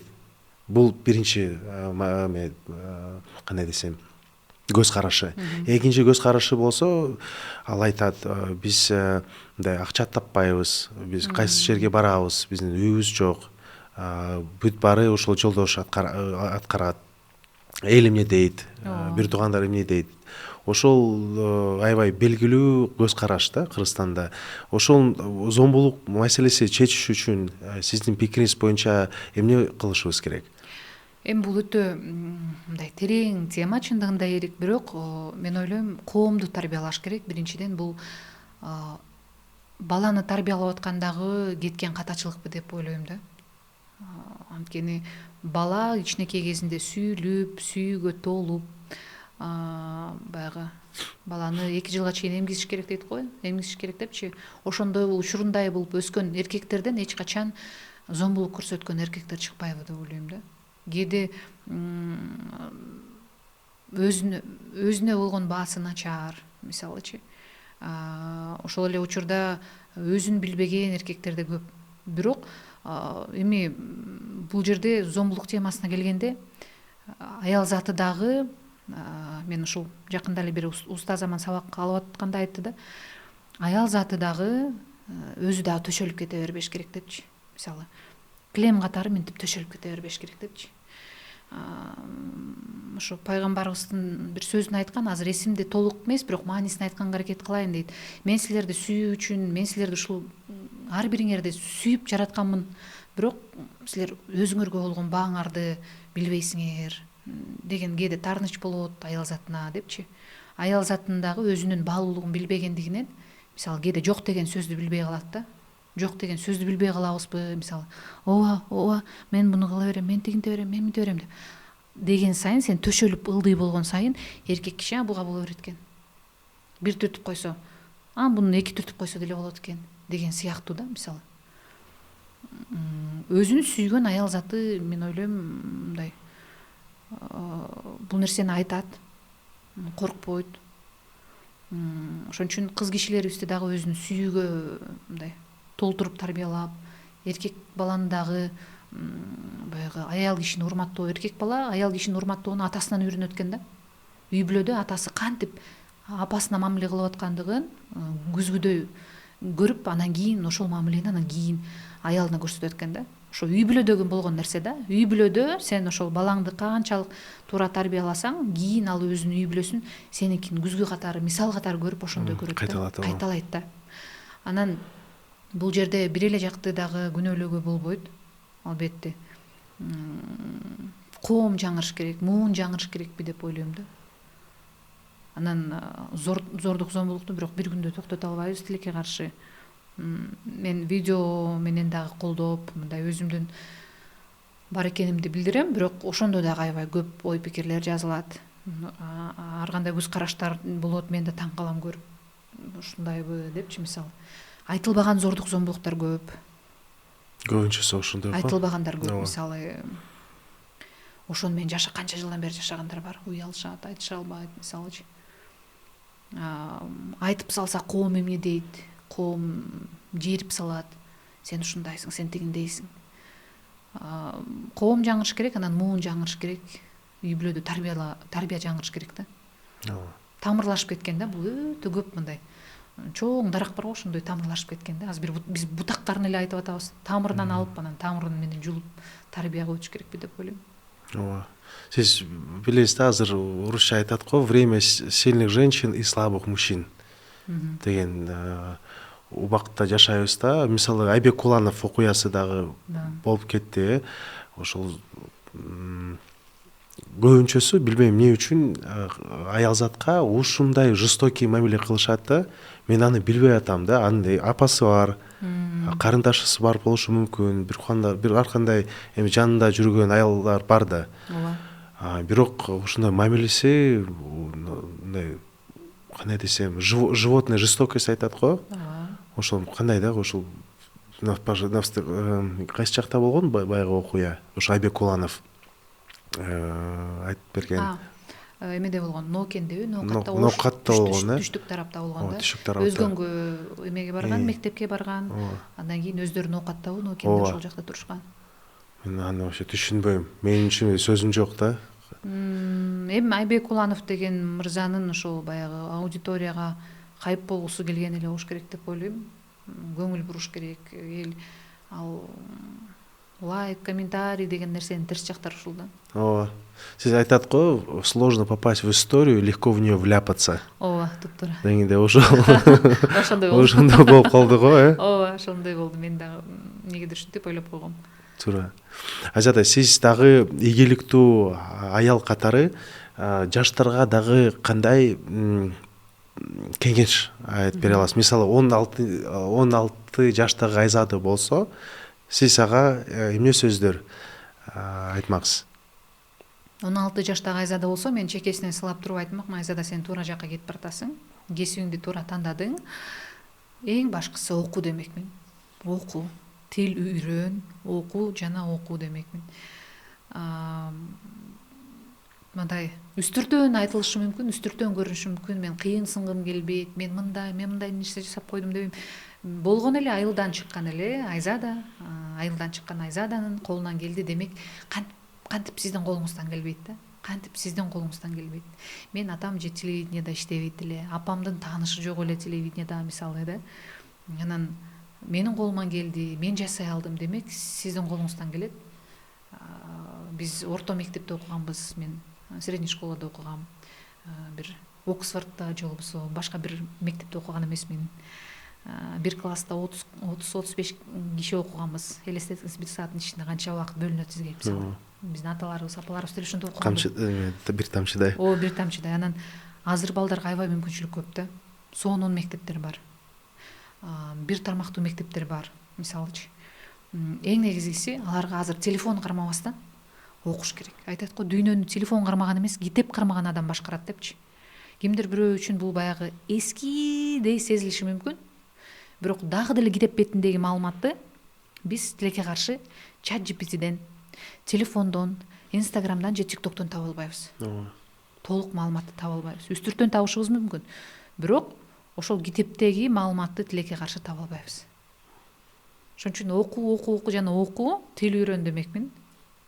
Анан ошо спортту кош жашооңо демекмин. Спорт адамды кадимкидей чыйралтат. Сиз спорт менен кандай мамилеси? Мен турмушка чыкканга чейин залга барчумун, бокс менен машыкчумун. Анан азыр кош бойлуулугума байланыштуу гимнастика менен машыгам азыркы күнгө чейин. Бул аябай жакшы, өзүмдүн кийинки төрөтүмө жакшы экен, мисалы. Кадимкидей өзүңдү мындай жандуу сезип калам, билбейм, эмнегедир ар бир адамдын энергия алуу булагы ар башка да. Меники спорт, мисалы.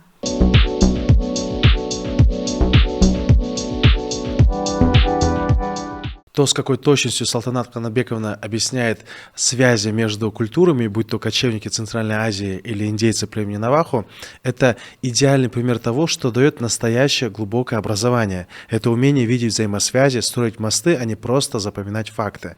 Если вы IT-специалист, который чувствует, что застрял, и вам не хватает стратегии, окружения и менторства, чтобы выйти на следующий уровень, то идеальное место для этого — Growth Hungry. Это не просто онлайн-академия, это экосистема для IT-специалистов, которые хотят строить осознанную карьеру, выходить на рынок США, получать больше $200 000 и не выгорать на этом пути. В Академии есть курсы, живые воркшопы, комьюнити и доступ к менторству от топов индустрии, в том числе от самого Талая Джумабаева, бывшего инженера Google, кофаундера Growth Hungry. Он лично помогает ребятам понять, куда идти дальше, как вести переговоры, как перейти от джуниора в синьора, и все это в формате живой беседы. Если вы хотите не просто выучить фреймворк, а стратегически изменить свою карьеру, то переходите по ссылке в описании. Growth Hungry — это место, где строится карьера с масштабом. Мы продолжаем.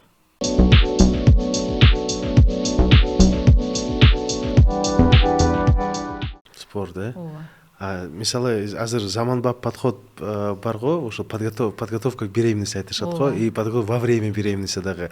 Ошол тармакта сиз эмнени аткарып жүрөсүз? Ошол азыр подготовка к беременности дегенге барып атам, даярданып атам төрөгөнгө.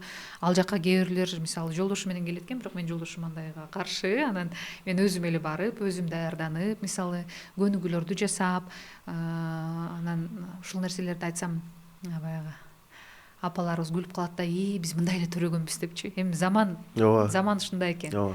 Мисалы, бардык мүмкүнчүлүктөр бар. Кантип дем алыш керек, кантип эмне кылыш керек. Чындыгында азыркы учурда бардык нерсе бар да. Бардыгы бар. Бул пайдалуубу? Бул пайдалуу чындыгында. Пайдалуу. Мен мисалы бир жума тренировкага барбай калдым. Сизге эмнеге 2-де дедим, анткени 12-ден 1-ге чейин мен күндө ошол тренировкага барамын да. Анан барбай калдым. Кадимкидей өзүмдү оор сезе баштадым, буттарым шишип баштады мисалы да. Ал жерде кадимкидей күч колдонбойсуң. Кадимкидей мисалы гимнастика жасайсың, кыймылдайсың, керектүү органдар кыймылдайт деген сыяктуу. Аял кишиге керек чындыгында эле. Ушул нерселер айылда болсо го деп ойлонуп коем да. Шаарда баары жеткиликтүү, бирок Айылда билбейт го. айылда жок. Тилекке каршы. Бул өтө маанилүү окуя да, кийинки мундун ден соолугу. Ооба.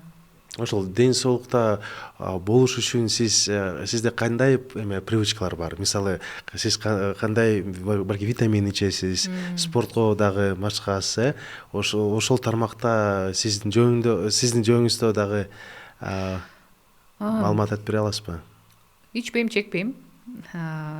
Спортко барам. Витаминдерди, доктор жазып берген витаминдерди ичем. Анан баягы туура тамактануу менен 3 айдан бери туура тамактануу менен жашап атам. Ун жок. Ун кошулган, камыр кошулган тамактарды жебейм. Ошон үчүн мурдагыдай толгон жокмун. Эйин оорго? Таластыктар үчүн мисалы гүлчатай жебечи болбойт да, элестетсең эрик. Камырды көргөндөчү ушундай мурдум кытышат, жегим келет. Анан борсок турса бир борсок жеп коем болду. Андан артык жегенге болбойт да. Мурдагыдай монтип колду монтип салып чучук казыгарта гүлчатай деп жей албайсың да. Мага мен мисалы төрөгөндөн кийин дагы өзүмдүн формамды кармап калгым келет. Билбейм канчалык деңгээлде кармай алам, бирок аракет кылып атам.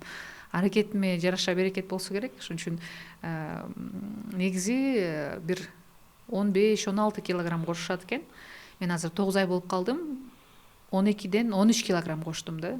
13 килограмм. 13 килограмм коштум. Бул бирок көрүнбөйт.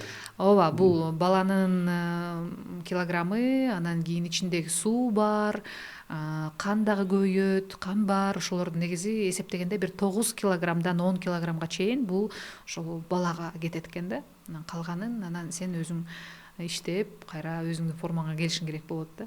Формага кайра келиш үчүн сиз эмнени кыласыз? Мисалы, жеке тренерди чакырасызбы же өзгөчө бир диета кармайсызбы? Бизде жана беговая дорожка деген бар. Мисалы, кээде кечке маал күндүз тренировкага барсам, кечинде ошол жерде бир саат, 1,5 саат басып коем да.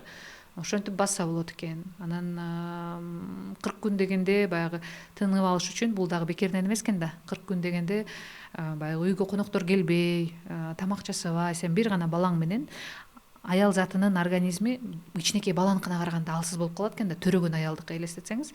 Анан ал шорпо ичип, тердеп, терин чыгарып, тердебесе шишик болуп, анан шишик кийин майга айланат да. Ошон үчүн бул нерсе өтө маанилүү. Кыркыңды чыгарып, тердеп, кадимкидей анан өзүңдүн формаңа келесиң. Сиз уже баланын полду билесизби? Ооба, билебиз, бирок элге айткан жокпуз. Эме болобу, баягы видеодо жасайт го, гендер пати сыяктуу? Жок, гендер пати кылган жокпуз. Биз ошол жардамалык ролик сыяктуу кылып гендер пати жасадык, бирок айткан жокпуз, андай тарткан жокпуз. Жолдошум дагы тартпайбыз, кереги жок, айтпай эле коелу деп. Жеке жашоо жеке болсун. Ооба, жеке болсун, айтпай эле кой, балдарыбызды көрсөтпө, балдарыбызды тартпа, өзүңдү тартып келгенсиң, тарта бер деп койдум. Эң маанилүү желенен берсин, эң маанилүү. Дагы экинчи суроом, мен билгендей сиз Америкага бардыңыз. Ооба. Ошол Американын жашоосу ойлоруңуз кандай? Американын жашоосу чындыгында мен аябай мектепте окуп жүргөндө кыялданчумун. Америкага баргым келчү, олимпиадаларга барчумун англис тилинен. Анан жолдошум Америкада болуп калды. Анан экөөбүз ушул жарым жылдан ашык Америкада жашадык. Жолдошум болбосо ал учурда Америкада жашайт болчу. Иштеп, жашап, акча булагы ошол жакта эле. Анан мен барып жарым жыл жашап калдым, жарым жылдан ашык жашадым. Кайсы шаарда жашадыңыз? Чикагода жашадым, Нью-Йоркто жашадым. Нью-Йорк чындыгында кымбат экен, билбейм же мен үчүн кымбат болду. Өтө кымбат. Аябай кымбат экен. Анан тамак жесек эле $100 ашып кетет го, $200 болчу. Анан Кыргызстанда берекелүү го. Анан ушундай кымбатпы деп башында шытаттым да. Анан жолдошум болсо көнүп калган. Анан таксиге түшсөк деле акчабыз момундай болуп кетет. Анан үйүбүз деле өзүнүн үйү эмес, эми баардык эле кыргыздар Батирде турушат экен го. Анан Батирде турабыз. Батирибиз болсо $4000, ушундай да, мындай. Кыргызстанга салыштырмалуу мен ошол жагын көрүп, кымбат го деп. Бирок эми ал мегаполис, ал чоң шаар. Мисалы Эң негизгиси ошол мага мындай көп түрдүүлүк жакты, көп көп улуттар, ар түрдүү адамдар, мисалы мындай өзүмдү бир жаңы бир дүйнөдө жүргөндөй, жаңыланып аткандай сездим. Бирок мен ушул көрсө ушундай адамдар болот го, туулган жерине тарта берген. Мындай канчалык билбейм, канча адамдар ошентти да, мен Кыргызстанга келип калганда, мен кыялым Америка болчу, эмнеге келип алдың, жашай бербейт белең Америкада депчи. Анан билбейм, мен Америка жакты мага. Мен иштесем андан деле баягы күнүмдүк жашоону жапканга акча табасың, мүмкүнчүлүгүң бар, жолдошум деле камсыз калат. Бирок эмнегедир көнүп алып турмун. Мен башка мамлекетте жашоону такыр элестеткен эмескенмин. Мен жөн гана саякаттап, көрүп, жаңы дүйнө бар экендигин элестетип, окуу болсо мүмкүн калмакмын. Жашап, иштеп калып такыр ойлонбоп турмун ошону. 6 ай болсо 6 ай жыргап эле салып жүрө бердим да. Демек жолдошуңуз менен Кыргызстанда жашаганды сиз чечсеңиз, Ооба. Бул жерде көбүрөөк менин жардамым тиеби, бул жерде көбүрөөк коомго иш кыла аламбы деген ой пайда болду. Мен ошондо бир жолу бир пост жазсам, сени Америкада ким айзада жамгырчы демек эле, ошон үчүн келип атасың да Кыргызстанга деген сыяктуу деп жазыптыр да. Мен мындай жан дүйнөм кайсыл жерде тынч болсо ошол жерде жашагым келет го, мисалы да. Мен жөн гана жан дүйнөм Кыргызстанда тынчтанат экен, ушул жерде жашагым келет экен, башка мамлекетке баргым келет, жашагым келет 6 ай, 7 ай, 8 ай, 2 жыл, 1 жыл, бирок кайра Кыргызстанга келем да. Кайра эле. Тартат, сөз тартат Кыргызстанга. Мен дагы ошондой абалда болуп калдым да. Биз MTV көргөндө бала кезибизде мындай Голливудтук фильмди көрүп, ушунчалык сонун киши жашайт экен, Америкада баргыбыз келет баарын. Бирок мен баргандан кийин мен дагы түшүнүп калдым да, Кыргызстан кандай сонун жер. Ооба. Бүт баары бар. Баасы дагы жакшы. Баасы эң сонун. Сапаты дагы жакшы, тамактын сапаты жакшы. Эң сонун. Мен ошо Голливудка барганда аябай мындай эми баягы картинадан эле көрөсүң го, бирок жанынан көргөндө, Голливудду көргөндө аябай мындай башкача сезимдер да болду. Анан эгер мүмкүнчүлүк болсо LA'де жашамакмын. Бирок LA аябай кымбат экен. Нью-Йоркко, Чикагого салыштырмалуу LA'де аябай кымбат экен. Бирок эгер мүмкүнчүлүк болсо бир 5 жыл LA'де жашамакмын деп ойлонуп койдум да. Ошол баягы смог болгондобу? Ооба. Ушул жерде жашамакмын деп элестетип койдум. Визаңыз бар, ошол үчүн Кудай буйрса. Виза бар, ооба. 10 жыл. Жок, мен 5 жылдык виза алганмын да. Ошон үчүн деп ойлонуп калдым, анан мүмкүн кайра.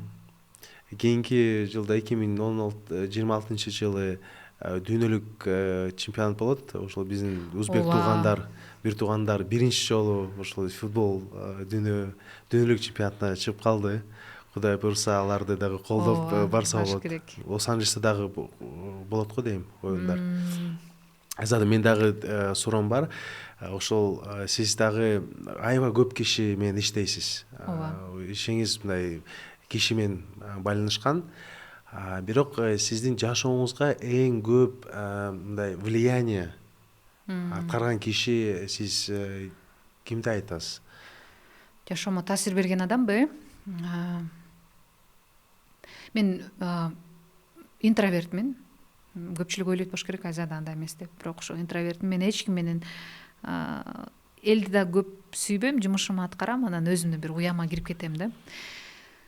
Көп учурларда кеңеш турчу устазаларым бар, мугалимдерим бар. Мен ар дайым баягы жашоодон бир нук таппай калганда, же болбосо ар дайым ошол кеңешчү Алы Туткучевдун жубайы Жазгүл Жамангулова деген эжекем бар. Ошол эжекем менен ар дайым сүйлөшүп, мыкты учурунда журналист акын болчу. Азыр ушул мыкты устазаларыбыздын бири, мен устатым деп коем. Ошол устатымдан кеңешип жашоомо таасир берип турат. Болбосо мен ээн башмын. Көп угумуш болом, бирок жүрөгүмө кабыл албайм да.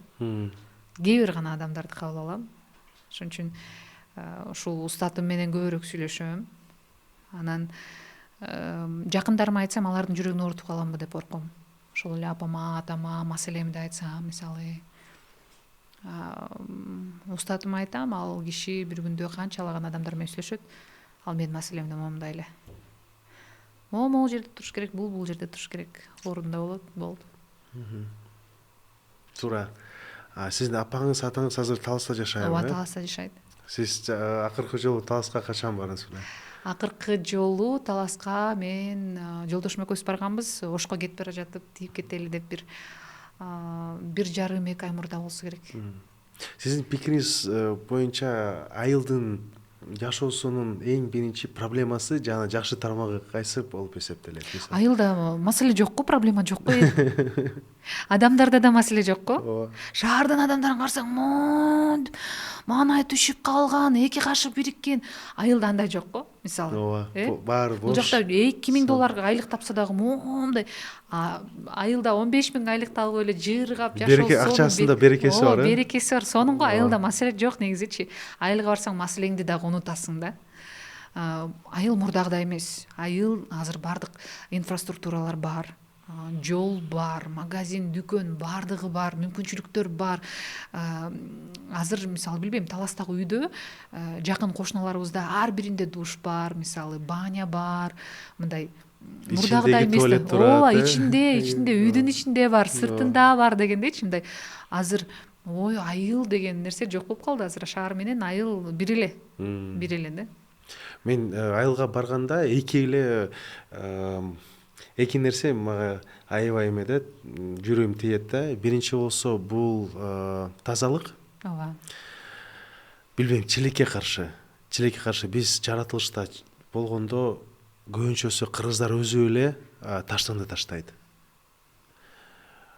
Кайсы жерде болсо дагы, көлдө, тоодо ошо таштанды таштайт. Эмне үчүн билбейм. Ошол маселем жүрөгүм ооруйт да. Билбейм эмне үчүн. Биз өзүбүздүн жерибизде жашайбыз да. Ошол жерибизди сакташ керек. Негизи ата бабаларыбыз мамилеси аябай мындай жаратылышка аябай эмне сыйлаган. Бул биринчи маселе. Экинчи маселе болсо бул алкоголь маселеси. Эрик, билбейм. Ушу алкоголь маселесин мен соңку учурда билбейм, кайсыл айылда дагы деле бар, бирок соңку учурларда мисалы дүкөндөрдө алкоголь саттырбай атат. Ооба. Биздин да дүкөнүбүз бар да үйдө, мисалы саттырбай койду, мисалы саттырбагыла деген коом бар мисалычы. Анан мурдагыдай көчөдө ичип алып, жатып алып же көчөдө өлүп калыптыр дегенди уга элекмин. Өзгөрдү, кичине болсо дагы мындай өзгөрүү бар да. Экология боюнча бир гана айылда эмес, бардык жерде. Мен ушул экология жөнүндө бир жакшы сөз уккам. Кайсыл жер жаман дегенде, адамдын буту басып барган жердин бардыгы жаман депчи. Биз өзүбүз жаратылышка өзүбүз ушундай нерселерди эме кылабыз да, алып келебиз. Адам жок жердин бардыгы таза. Адам бар жердин бардыгы кир, бир нерсе ташталган болот, экологиясы кирип болгон болот. Экология маселеси эми дүйнө жүзүндө бул баягы ошо бул маселени менимче кичинекей бала бакчадан баштап баланы үйрөтүшүбүз керек да. Өзүбүздөн баштап. Ошол кыргыздар бийлик катуу болуш керек айтат го. Ошондо экополицияны түздөйлү. Ошол экополиция катуу штраф болот да. Мисалы таштанды таштаса 15.000 штраф төлөйсүң деп. Балким ошол дагы бизге пайдалуу болот да. Анткени сиз билесиз да, мисалы Марко Поло деген жээк бар да көлдө. Мурун ал кириш үчүн акча төлөш керек болчу да. Андан кийин президентибиздин указы чыккандан кийин бүт эмеси бош болуш керек депчи. Бүт баарын эс алышы мүмкүн деп. Анан бекер кылгандан кийин бул жээк аябай начар болуп калды. Начар абалда бүт баарын пакет, таштанды, аябай жаман да болуп калды. Ошол жакта туристтер эс албайт. Көбүнчө местный айылдыктар эс алышат да. Ошону мен билбейм да. Биз мектепте ошол таштанды таштагыл деп айтышат. Ата энеси айтып, муну дагы айтышат. Бирок эмне үчүн ошол маселе бизде дагы эле мындай жогору деңгээлде турат да, билбей атам.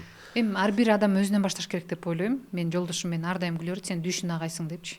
Үйдөн таштанды көтөрүп чыкканда үйүбүздүн астында биз жаңы салынган үйдө анан ушул жерге коюп кой берели дейт да, анан мен койбо деп жанында туруп алып кенедей болуп жабышып атайын таштанды салган урнага алып барып салдыртам да, мисалычы. Же болбосо көчөдө кетип баратып эле автоунаада мисалы бир нерсе жеди монтип эме кылайын десем бөчөктү деле мынтип ыргытайын деп атсак ыргытпа деп мындай дүйшөнө агай болуп алам да. Мен ойлойм, эми мен өзүмдү мактагандай эмес, ар бир адам өзү баягы баскан турганда мындай абийири таза болуш керек да. Абийири таза болуш керек. Айтат го, мен мени эч ким көрбөйт да деп, үстүндө Кудай көрүп атат деген сыяктуу. Мисалы кээ бир нерселерден коркобуз го. Экологиядан да коркушубуз керек да, мисалы. Мынтип карап эч ким жок экен эмес. Мына сен өзүңдүн баягы совестиң, өзүңдүн аруу намысың таза болуш керек. Акырын алып барып коюп кой. Көрдүңбү, алып салып кой деген сыяктуу ошол маданиятты күчтөндүрүшүбүз керек да. Туура.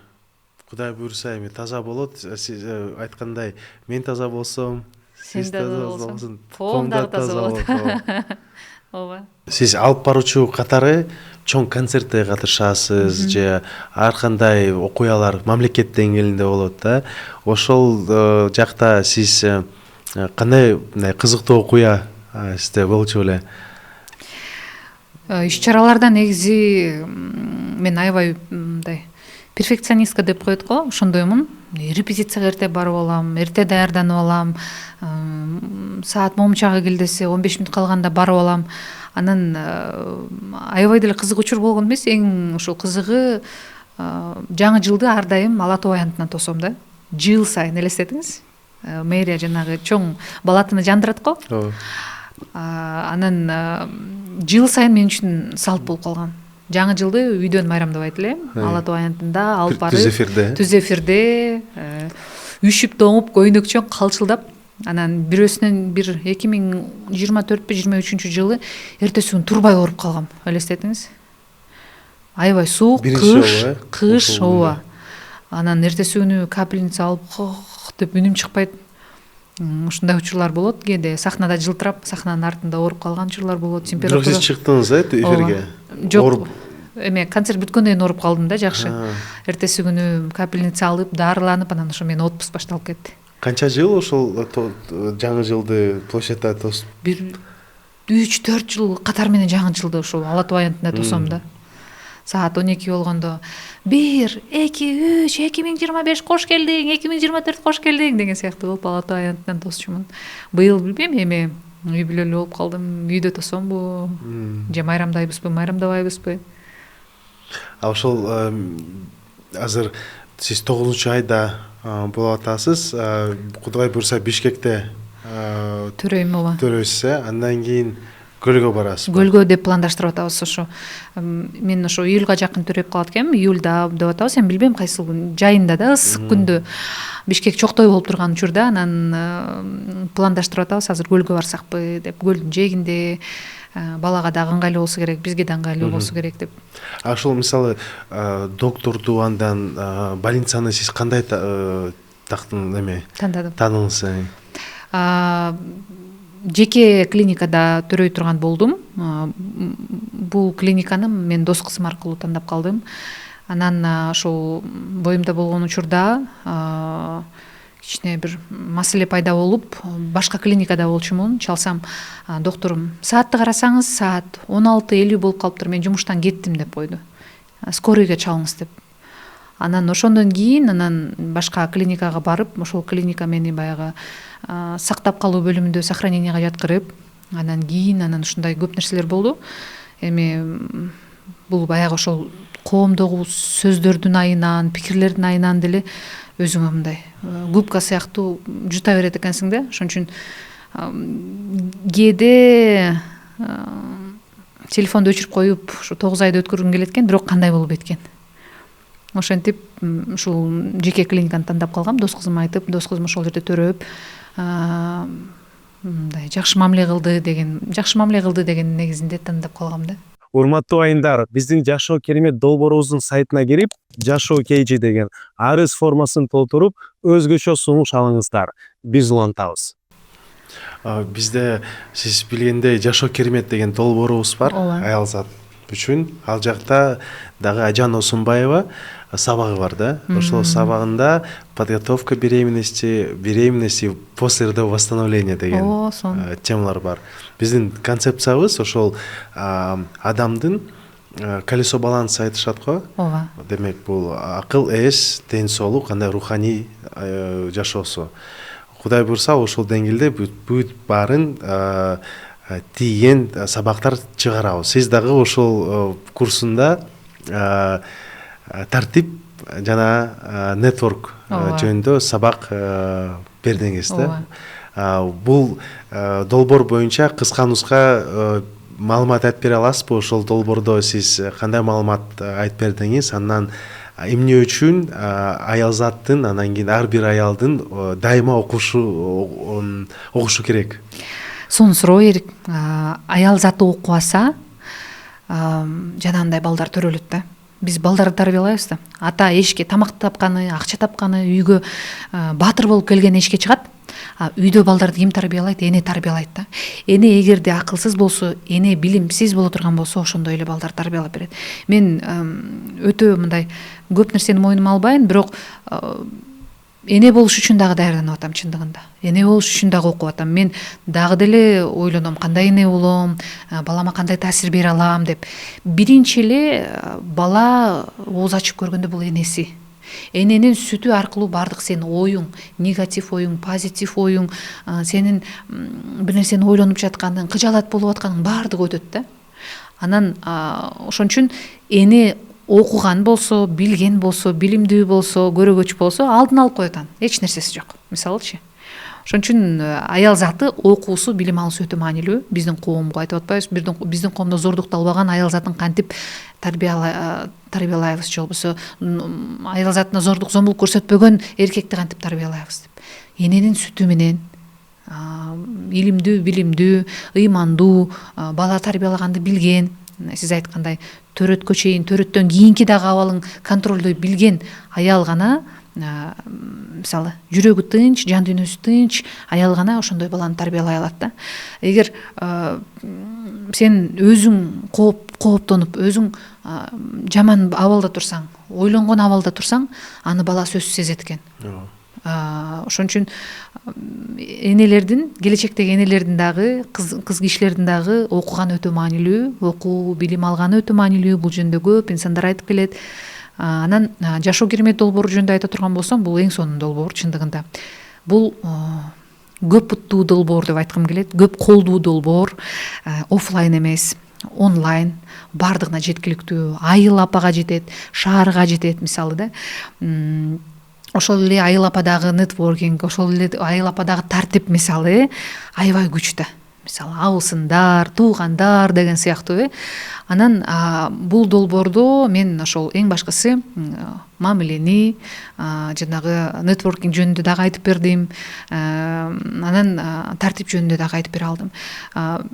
Убакыт тилекке каршы аз болуп калды, бирок ошол убакыттын ичинде дагы мындай бардык маалыматтын бриллиантын чогултканга аракет жасадык. Бул долбоорго катышкан жана бул долбоордон билим алган аял заты эч качан мындай бекер эле алып турмун же болбосо бекер эле окуп турмун деп чыкпайт болуш керек деп ойлойм. Анткени ар бир спикер өзүнүн тарыхы бар. Ар бир спикердин өзүнүн бир потенциалы бар. Бекеринен жасалган эмес долбоор болсо керек. Анан жашоодо эң башкы курал бул пикир алышуу да. Сүйлөө, пикир алышуу, нетворкинг. Ошол эле сенин кайненең менен болгон мамиле, ошол эле көчөгө чыксаң кошунаң менен болгон мамиле. Нетворкинг өтө керектүү тема. Мына ушул темада дагы мен өзүмдүн ойлорумду бир кичине аз убакыттын ичинде жеткирип бергенге аракет кылгам.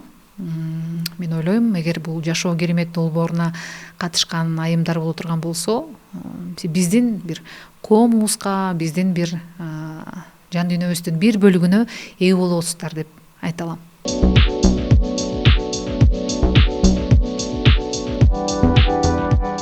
Сиз жашооңузда бир нерсени өзгөртүү керек экендигин билдиңиз же сездиңиз. Анда бул видеону туура көрүп жатасыз. Жашоо керемет долбоорунда сиз өзүңүздүн финансылык деңгээлиңизди, ден соолукту жана коммуникация, эл менен байланышыңызды, нетворкингди жакшырткыңыз келсе, анда жашоо керемет долбоорунда Кыргызстандагы алдыңкы спикерлердин катарына кошулуңуздар. Биз сиздер мененбиз.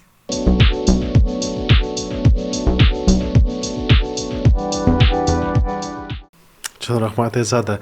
Урматтуу аялзат, ошол долбоордо катышкыңыз келсе, бүт баары, бүт маалымат бул ссылкада Инстаграмда же биздин сайтыбызда jasho.kg окуса болот. Басыңыздар. Так, азыр акыркы суроо болсо, бул жакта бул блиц. Суроо кыска болот, жообуңуз кыска же кыска эмес болушу мүмкүн.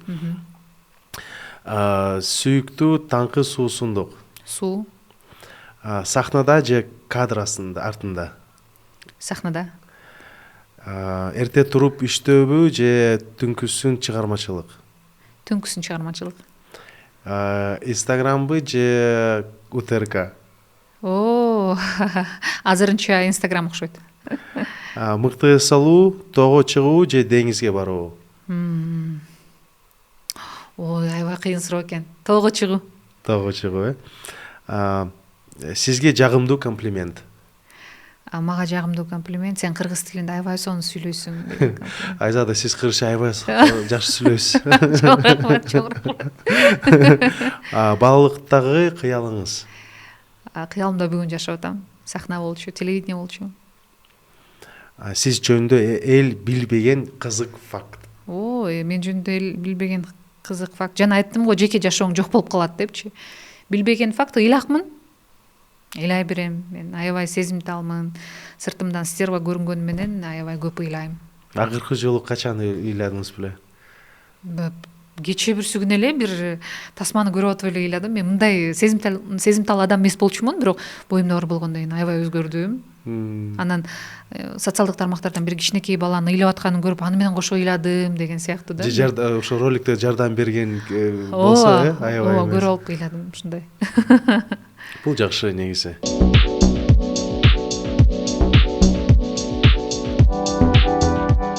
Урматтуу достор, менден чоң сураныч. Биздин каналыбызга катталыңыздар, анан лайк басып, комментарий калтырууну унутпаңыздар. Бул биз үчүн эң чоң жардам. Чоң рахмат.